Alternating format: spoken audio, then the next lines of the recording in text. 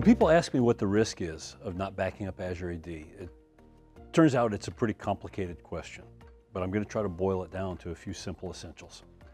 Simple essential number one is that a lot of people assume that because they're in hybrid mode, and most customers are, but that because they're in hybrid mode, they don't need to worry about backing up the cloud portion of their hybrid directory.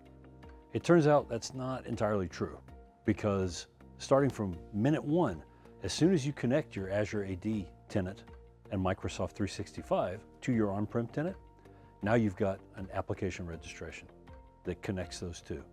If that app registration goes away or gets lost or is damaged, either accidentally or maliciously, now users who have valid accounts in your AD can't log into the service anymore. Now you have a problem. The more reliance you put on Azure AD as the core of your identity management solution, so the more line of business apps you use with single sign-on, the more you adopt Microsoft's zero trust strategy and build conditional access rules or build Intune device management policies into your security posture, the more of that you do, the more weight you're putting on the data that's in Azure AD, and the greater its value becomes. Now, the next thing I want to try to simplify is understanding what risk actually means. When security professionals talk about risk, what they're really talking about is a number that's a product of two other numbers. One of those numbers is the probability that something bad will happen. The other is the expected damage if that bad thing does happen. So when you think about that, it'll become obvious pretty quickly. You can have occurrences that are likely but have low damage, and you can have occurrences which are very rare but have really high damage. And so you have to balance your security protection to try to cover the ones where the outcome of those two things multiplied together is the biggest. What does that mean for Azure AD? Well, let's start with the probability of a bad thing happening. 2/3 of Azure AD administrator accounts don't have MFA. That's not my number, that's Microsoft's.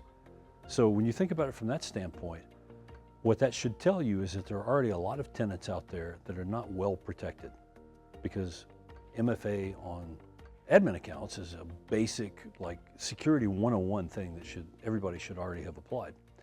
That leads to Microsoft's observation that a consumer account running Xbox Live or used for Windows sign-in is 50 times less likely to be compromised than an average Azure AD account. So what that means is that on the side of lowering the probability, we all have a lot of work to do. Use MFA. Make sure that you have appropriate security controls in place. Use your audit logs. The basic security blocking and tackling fundamentals we've all been taught about for years, but that not everybody does.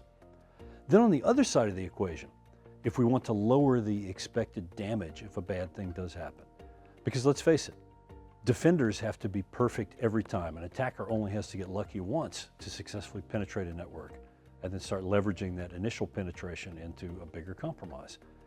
So given that the odds favor the attacker in a lot of ways, we need to be working to try to squeeze down the potential damage that can result to the business, not just the data, but to your ability to run whatever operation it is you use Azure AD to run. And the best way to do that is by making sure that you can preserve the availability and integrity of your data. To do that, you need a robust, reliable, immutable backup of your key data in Azure AD, so that if you do have a penetration or damage or an accident, you can very quickly restore that data to the right state at the right time and have confidence that everything your business needs from Azure AD will be there when you need it.